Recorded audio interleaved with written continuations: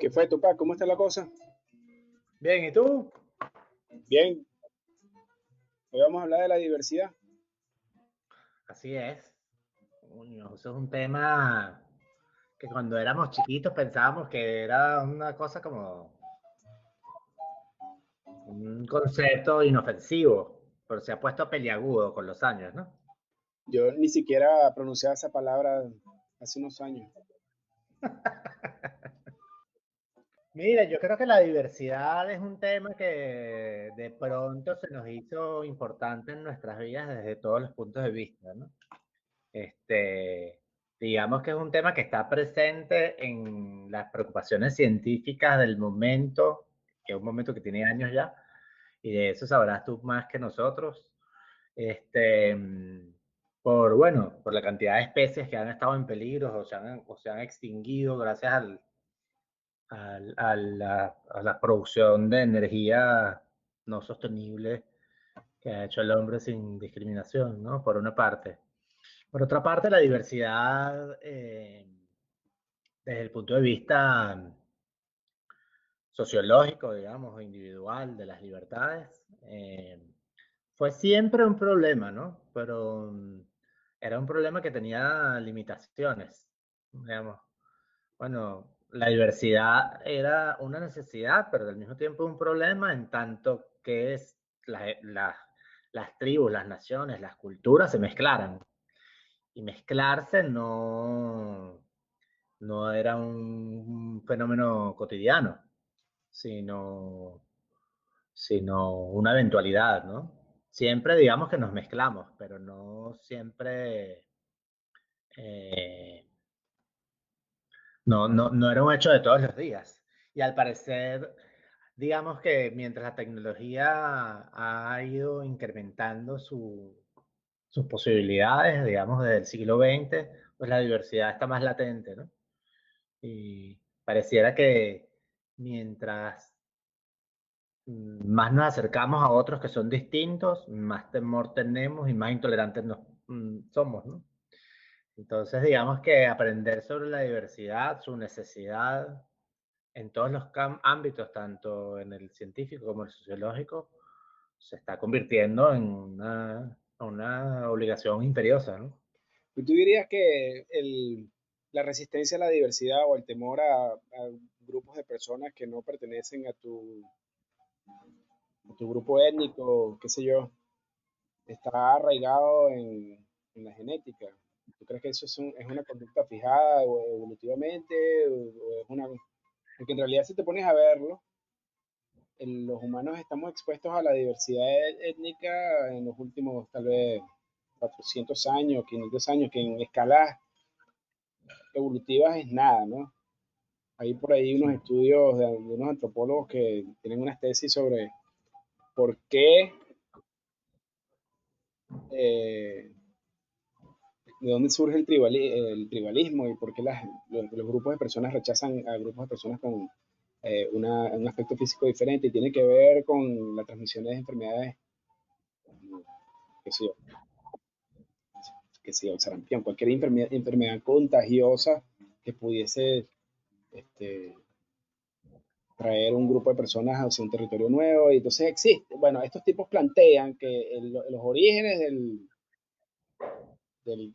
rechazo que le tiene la gente a grupos étnicos diferentes tiene que ver con un mecanismo de protección contra enfermedades contagiosas, por ejemplo. Pero bueno, el mundo ha cambiado muchísimo en los últimos 1000 años, 500 años, y ahora hay mucha más mezcla. De hecho, si tú pones a ver la gente que estudia la música, encuentra que la música que tocan aquí en los Apalaches tiene orígenes en el Medio Oriente, por ejemplo. Entonces, ahora estamos en este nuevo mundo muy diferente a lo que era tal vez la Edad Media e incluso el Renacimiento, en el que estamos todas las razas metidas en el mismo sitio, ¿no? Sí. Ahora, fíjate que yo creo que antes de que las mezclas fueran tan frecuentes como hace 400 años como tú, pues bueno, cuando las culturas se enfrentaban, una tenía que terminar predominando, ¿no? O sea, Si los árabes iban a España, no era para convivir con los españoles, sino para dominarlos en el mejor de los casos, y si no se van a dominar, pues a fuego limpio, ¿no? Y si tú no dejas que yo me apropie de lo tuyo, yo tengo más fuerza que tú, pues lo destruyo. Si te pones muy poppy, ¿no?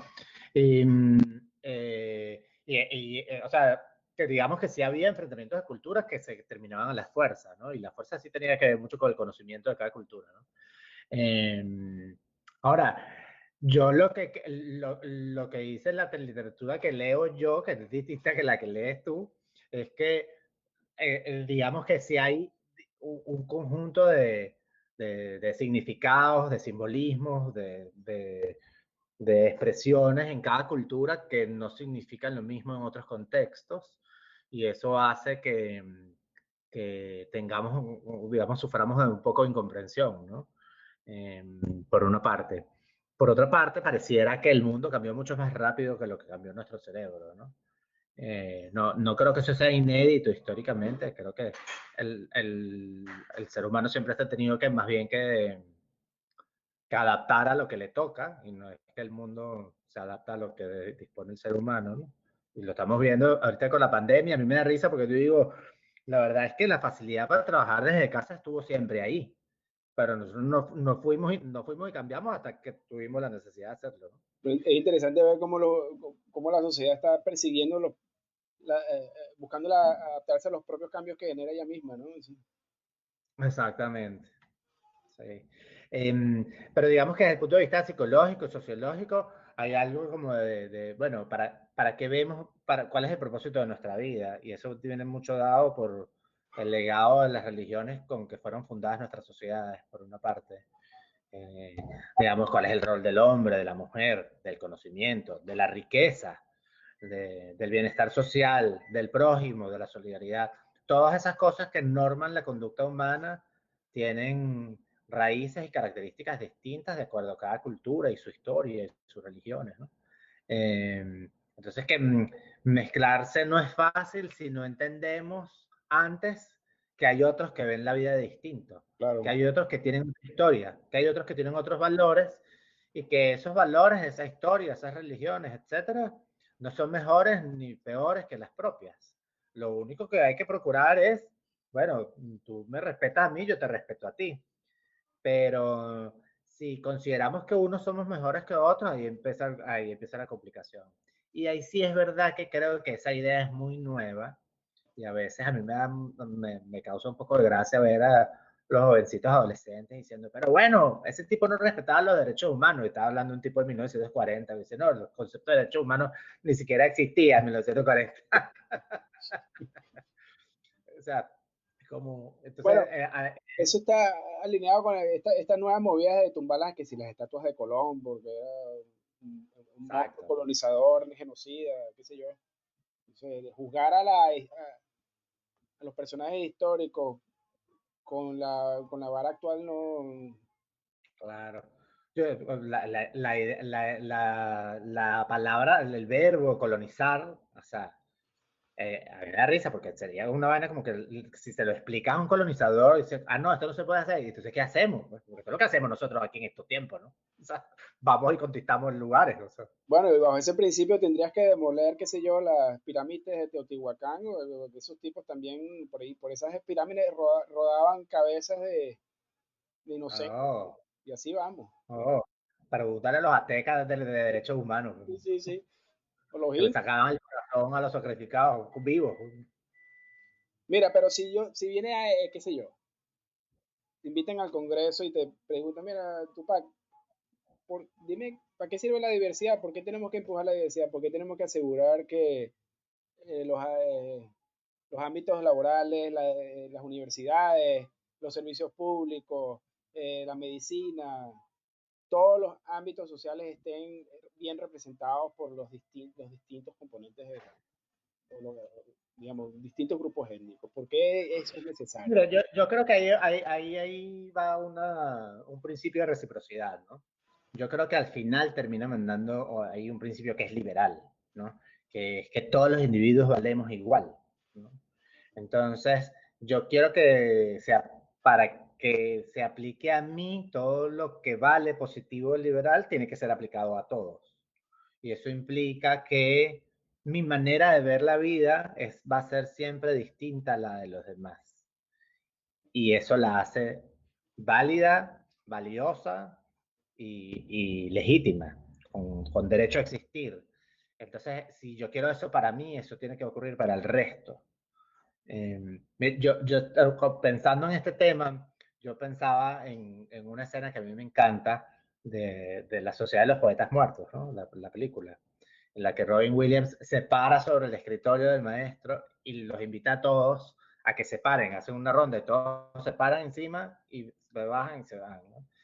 El único propósito que él tenía era enseñarles a ellos que el mismo salón donde ellos habitaban, visto por ellos mismos, con solo cambiar el punto de vista se veía distinto.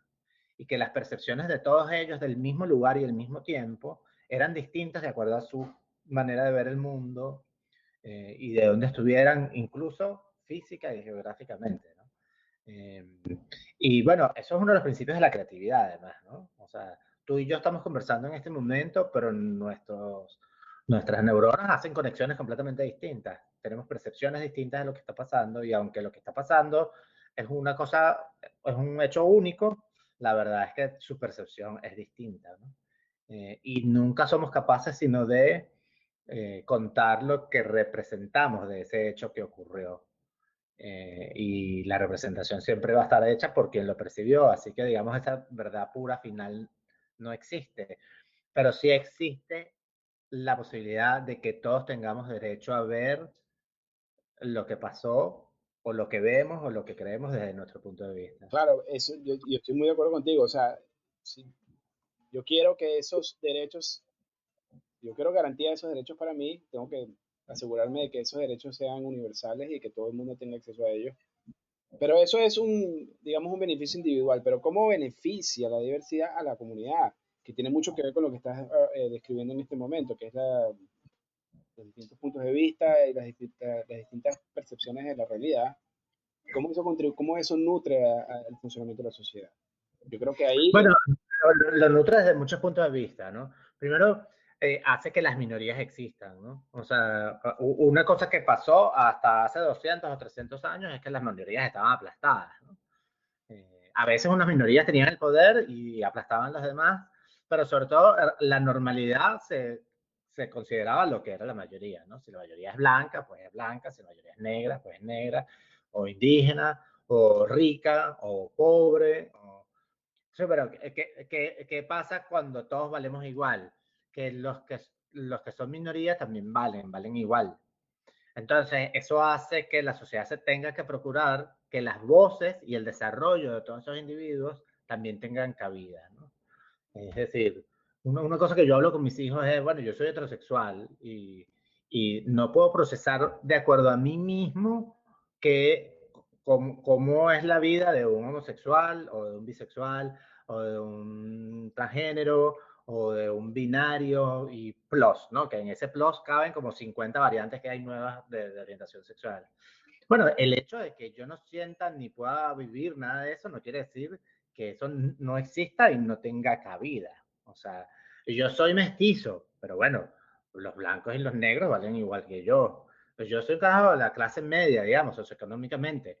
Bueno, no quiere decir eso que un rico o un pobre no tenga las mismas posibilidades o las mismas capacidades para ver cosas distintas y válidas sobre la sociedad que aporten, ¿no? Entonces yo creo que asegurarnos de que quien está en el poder, bien sea sociológico, político o económico, no suprima al resto, hace que toda esa cantidad de gente que es distinta, entre comillas, porque son minorías, también aporten, se sientan parte de la sociedad, prosperen, tengan salud y puedan ejercer todos sus derechos y todos sus deberes, ¿no? mira, te voy a dar un ejemplo voy a tratar de hacer una analogía con el mundo natural y la biología. La diversidad biológica es fundamental para la supervivencia de los ecosistemas y, en consecuencia, nuestra propia supervivencia, ¿no? Te puedes imaginar un ecosistema, un dominio geográfico en el que hay, por ejemplo, una sabana y más hacia la costa hay un bosque de manglar y justo después del bosque de manglar te metes en el agua y hay pastos marinos, que partes muy someritas, y más mar afuera, entonces te consigues con los arrecifes de corales, y más afuera te consigues con las zonas profundas. Todo eso es un ecosistema, ¿no? Todo Ujú. eso está funcionando de manera integrada y, digamos, se usa mucho la palabra balance ecológico cuando lo que está pasando o los procesos que están pasando en un extremo del ecosistema compensan lo que está pasando del otro lado, por ejemplo. Te voy a dar un ejemplo. La descarga de los ríos trae muchos nutrientes del continente, los descargan en el ambiente marino. Si esos nutrientes se quedan ahí, o si el aporte de nutrientes es demasiado elevado, entonces ocurren afloramientos de algas, bloom de algas que causan una tremenda disrupción del sistema porque primero le quitan la luz a los organismos que viven en el fondo, se oscurece todo y entonces no, las plantas que están en el fondo, como los pastos no hacen fotosíntesis, los corales, que son animales pero que tienen microalgas en su tejido, tampoco logran hacer fotosíntesis y también se mueren. Entonces tú necesitas que alguien consuma esos nutrientes y eso van a ser bacterias, van a ser fitoplancton, etc. Es decir, tú necesitas diversidad biológica para que todos estos organismos ejecuten su rol en el ecosistema y el sistema se mantenga más o menos equilibrado. Cuando la gran catástrofe bueno, yo no diría catástrofe, pero bueno, lo que tiene a muchos científicos y a la sociedad en general muy alarmada es que la pérdida de biodiversidad en los últimos 100 años ha sido exponencial. Se están perdiendo la abundancia de especies a toda velocidad y eso quiere decir que le estás quitando componentes con funciones o con roles muy específicos al ecosistema y eso, digamos, amenaza el equilibrio, ¿no? de los sistemas naturales. Te voy a dar un ejemplo. Si tienes un avión que está lleno de sistemas súper complejos, la electrónica, la parte hidráulica, la parte aviónica, qué sé yo, los pilotos, etcétera. Imagínate tú que tienes un avión en vuelo y que le empiezas a quitar sistemas o los empiezas a extinguir. Dice, bueno, voy a apagar esta válvula aquí, yo no necesito este cable allá, y así va, eventualmente ese avión se cae, ¿no? Entonces, la diversidad no solamente es linda y la disfrutamos los seres humanos porque es inspiradora, qué sé yo. No, la diversidad es esencial para el funcionamiento de los sistemas biológicos y para nuestra propia supervivencia. Ahora, ¿cómo traduces esto tú a la sociedad? ¿Cómo traduces tú la importancia vital que tiene la diversidad eh, en todos los aspectos de la sociedad para su funcionamiento? Queremos una sociedad donde solamente hay una sola raza, donde hay solamente eh, un solo, qué sé yo, tendencia sexual. Eh, ¿Cómo las sociedades diversas funcionan mejor que las que no son tan diversas?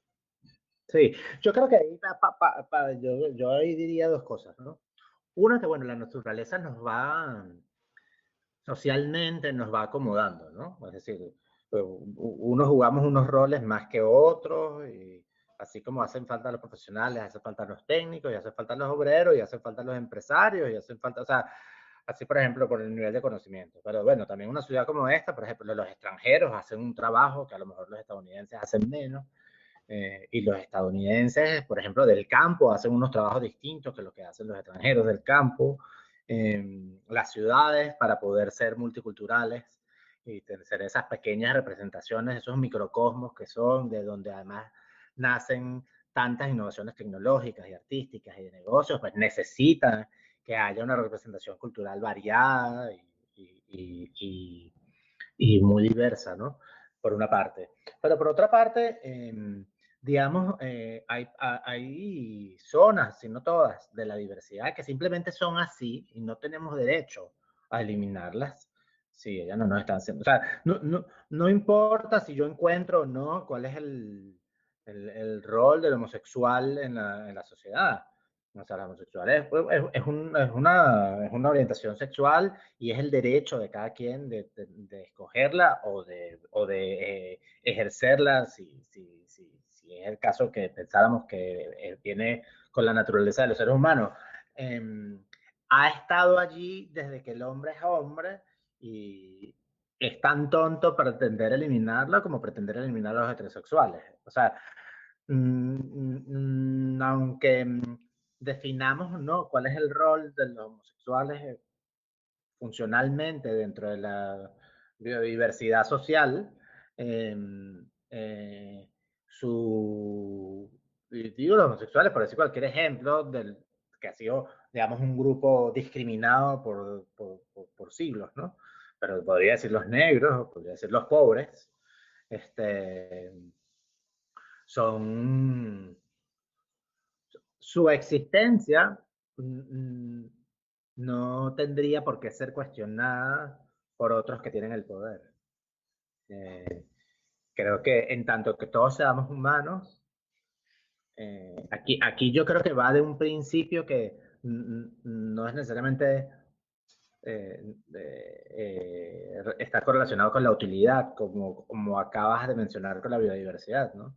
Dice, bueno, ¿quién es quién dentro de la sociedad para decir que yo soy o no soy útil, ¿no? O sea, yo soy quien soy y por existir tengo derecho, ¿no? Tengo derecho a existir y tengo también deberes, pero digamos que mis condiciones étnicas o sexuales o culturales o económicas no me hacen menos que más nadie, ¿no? ¿Y cómo ves tú el futuro? Mira, el futuro es inevitablemente diverso. O sea, el problema de los seres humanos con la diversidad no es si somos o no diversos, sino cómo lidiamos con ellos, porque es que la diversidad va a existir siempre. Y además, cada vez estamos más mezclados, ¿no? Eh, y eso además no parece un proceso que vaya a detenerse. Entonces, el tema es cómo vencemos esos complejos atávicos que vienen de nuestros cerebros tribales. O sea, cuando yo veo a Trump dirigiéndose a una muchedumbre en Minnesota, elogiándolos, diciéndoles, ustedes tienen genes increíbles. Ustedes son como la teoría de los caballos de carrera. Sabes que los caballos de carrera se mezclan con caballos de carrera para tener otros caballos de Sí, carrera, eugénica total, ¿no? ¿no? Entonces, en el momento que él cree eso y además lo promociona, o sea, que él promociona la idea de que hay unos seres humanos que tienen una genética mejor que la de los demás. Eh, que bueno, primero no tiene nada original, ¿no? O sea, eso lo creen los arios, lo creía Hitler, pero tampoco Hitler era original. O sea, digamos que el racismo es tan viejo como es el día del ser humano, ¿no?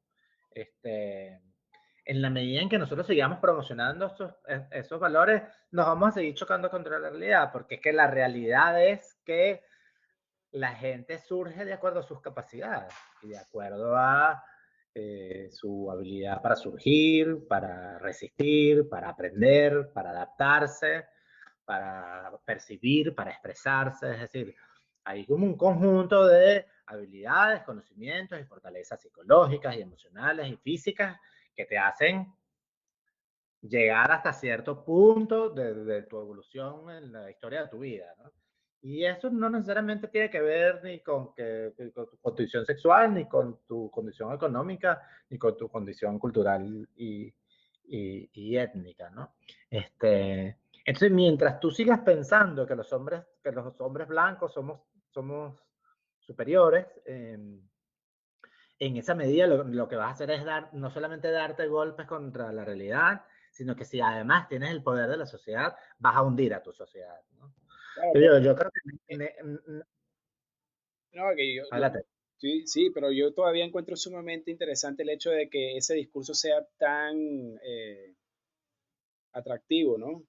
La gente, y por milenios la gente sigue cayendo en ese cuento de que son el pueblo elegido o que están por encima de los demás, simplemente porque están, eh,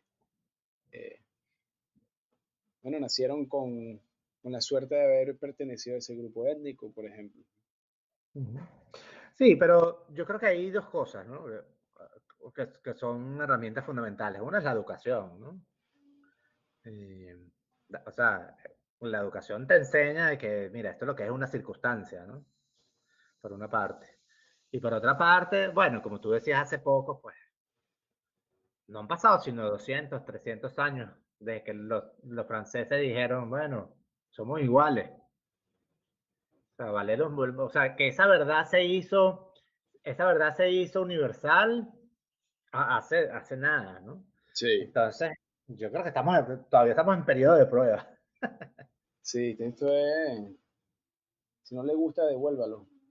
Mire, ahora, por otra parte, la diversidad, y eso es una cosa que se ve mucho en la ficción, eh, enriquece la vida, ¿no? Incluso porque por mucho que la aceptemos, nunca la esperamos, ¿no?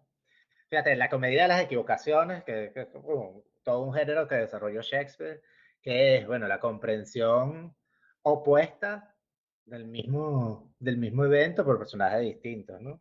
Y en el caso de Shakespeare, pues nos daba risa, aún y cuando fueran dramas, ¿no? Eh, la telenovela lo usó muchísimo, ¿no? Lo hacía opulento, ¿no? O sea, la comprensión o el malentendido de ciertas cosas por ciertos personajes hacía que entendiera cosas completamente distintas a las que habían pasado y la comprensión que tenían otras, ¿no? Y esa comprensión distinta solamente puede darse porque nuestros cerebros relacionan distintos los eventos y las informaciones y llegan a conclusiones distintas. Eh, y yo creo que eso hace que todos nos demos cuenta de la relatividad de nuestras opiniones y enriquezcamos nuestras opiniones en lugar de aseverar un solo punto de vista, digamos, bueno, esto es tan verdad como esto y también esto podría ser verdad, ¿no? La vida es compleja. Tú poder elegir a qué le das más volumen, a qué se lo quitas por completo y a qué lo dejas por la mitad, ¿no? Y yo creo que la vida además se vuelve mucho más interesante, ¿no? Sin duda. Pero además, imagínate tú, el mundo está, como dijiste antes, moviéndose en esa dirección en la que va a llegar un momento en que el planeta entero sea una sola raza, simplemente porque ya nos mezclamos todos y el pool genético va a estar completamente homogeneizado y distribuido alrededor del planeta. Sobre todo ahora que, digamos, la idea del transporte aéreo va a ser muy diferente dentro de unas décadas que lo que es ahora. Vamos a poder llegar a la India en media hora en un cohetico que sale a la estratosfera y te pone allá del otro lado. Ya los cohetes aterrizan parados así. Yo no sé si tú has visto los cohetes de SpaceX, la compañía de Elon Musk. Y eso He visto, pero no tengo... en 2 o 3 décadas la gente va a estar, bueno, eso es lo que están pronosticando, que la gente va a estar viajando, vas a tener una casa aquí, vas a tener una casa tal vez en Indonesia. Entonces, bueno, ya en principio y digamos, y en el curso del tiempo las razas van a desaparecer. Nadie va a reconocer, nadie va a poder decir, no, yo soy este pakistaní puro. Eso no va a existir, ¿no? Entonces, bueno, en ese sentido me parece que el futuro es alentador, pero al mismo tiempo lo que tú comentas sobre cómo se manejan las campañas políticas, no solamente aquí en Estados Unidos, sino en muchos países en Europa Central, por ejemplo, incluso en España y en Italia, en Asia también, donde se exalta la calidad étnica, es todavía preocupante, ¿no? Sí, fíjate que además hay hay una cosa que me parece particular, ¿no? Los catalanes se quieren independizar y se consideran unos tipos aparte y distintos, bueno, porque les va bien, ¿no? Pero nuestro caso fue raro, ¿no? El caso de los venezolanos, ¿no? Porque en realidad hubo un tipo que dijo, mira, nosotros somos zambos, somos indios y negros, desconociendo lo que en realidad éramos, que eran mestizos y mayoritariamente provenientes de los blancos, ¿no? Eh, pero no, él dijo, no, nosotros somos autóctonos, vamos a regresar cuando éramos indígenas nada más y solamente permitir en nuestra identidad la mezcla con los negros, ¿no? Deshizo nuestra verdadera identidad, o sea, es un racismo al revés, es un Es racismo desde abajo, sí, es un racismo desde abajo y en realidad lo que hizo fue destruir por completo la identidad de un país, la desfiguró, sí. la desfiguró y eso tampoco fue potente, o sea, la idea de que siendo lo que, entre comillas, verdaderamente somos, digamos, no es la fórmula del éxito de nadie, por el contrario, es la fórmula de la destrucción. O sea, y si no, preguntan a los alemanes, ¿no? Sí, sí. Oye, yo no sé, se me acabaron las preguntas. Sí, bueno, yo creo que deberíamos despedir porque tenemos mucho tiempo, pero había pensado en conversar en esta vaina que pasa aquí en Estados Unidos, que Bueno, le piden a las productoras que, que pongan un blanco, un latino, un negro, un gay, humana. Y ahora eso además en los Oscars se Claro, va pues, sí, sí, eso fue se va a extremar, ¿no? Pero de repente eso lo podemos tirar, podemos hablar de eso cuando estemos cerca de los Oscars. sí, es un buen tópico. A mí también me llamó mucho la atención. Incluso se han pronunciado, bueno, Bill Maher, este comediante de HBO muy conocido, hizo toda una discusión al respecto. La diversidad no es una cosa que además tú puedas forzar, tú puedes promover, creo yo, puedes tratar de esto. Claro, pero a mí me hace ruido porque es una manera que no es orgánica, ¿no? No es orgánico. Pero es toda una tendencia en el mundo político de las políticas públicas que se llama la vaina de las acciones afirmativas, que es que tú normas que la vaina sea justa, no esperas a que sea justa. No solo penas Sí. que sea injusta, sino que obligas a que sea justa. No, no, yo entiendo Hay países donde está normado que el 30% de los congresistas tienen que ser mujeres o el 50% de los congresistas. O sea, no importa si las mujeres, o sea, eso va a abrir un espacio, seguramente en las primeras elecciones no hay las mujeres capacitadas para ser dirigentes políticos, pero va a abrir un espacio para que vengan. no, yo entiendo que en las situaciones donde se juega el poder, la acción afirmativa, desde mi punto de vista, es algo que es beneficioso, porque si tú tienes un congreso donde debe estar todo el mundo representado, debería haber una representación proporcional a lo que tienes en tu comunidad, por supuesto. Pero en el caso de los Oscars, a mí me llama mucho la atención porque yo creo, y otros, y los expertos creo que también coinciden en esa misma opinión, y que el cine es bastante diverso y en realidad las minorías han logrado tener muchísimo éxito dentro de la industria cinematográfica y artística en general. Entonces, creo que el reclamo que hacía Bill Maher en ese momento era: la diversidad es muy bienvenida, pero no la puedes imponer de esta manera porque la vas a romper el propósito, ¿no? Y, Sí. pero Yo, bueno, a mí emocionalmente me pasa lo mismo, pero no estoy seguro, desconfío de mi percepción. No estoy seguro de que esté mal. A primeras es chocante, como pasa con el Me Too, que tú dices, coño, aquí hay un montón de excesos y hay un poco de exacto, moralismo. sí, sí. Pero me pregunto, ¿este no es un precio que hay que pagar para que se termine de hacer justicia? O sea, no me gusta terminar hablando mal del Me Too por todos sus excesos, aunque los reconozco y no me gustan, porque me pregunto, bueno, y sí, todo esto que está ocurriendo, pero ¿qué quiero? Que no haya ese movimiento. No, yo creo que todos estos movimientos deben existir y está bien que haya en exceso porque es parte del proceso, ¿no? Y, y, O y sea, tú estás de acuerdo con la guillotina, pues fue el exceso de la Revolución Francesa. no, yo lo que creo es que el exceso es una manifestación natural de esos procesos tan complejos y, en, Claro. y la única manera de corregir esos excesos es experimentándolos en carne viva como sociedad. Es Habrá lo que, víctimas, por es lo supuesto. que, es que lo que los eufemistas técnicos del mundo gerencial llaman crisis de Sí, crecimiento. sí, crisis de crecimiento o daño colateral, Exacto, que ese es más eufemismo todavía. todavía más, todavía un poquito más. Uy, deberíamos hablar Bueno, de eso en el próximo podcast. esto está como difícil de editar, ¿no? Está, Tiene ¿no? una gran tarea. No, hombre, yo lo voy a guindar así mismo como está. Tú dices, Sí. no, un poco desordenado. No, vale, que está bien, que nos respondan ahí, que nos digan si esto es un disparate y una cagada o no. Bueno, lo dejamos por así entonces, por hoy, que la gente sea, que diversamente nos manden al carajo. Pero alguien.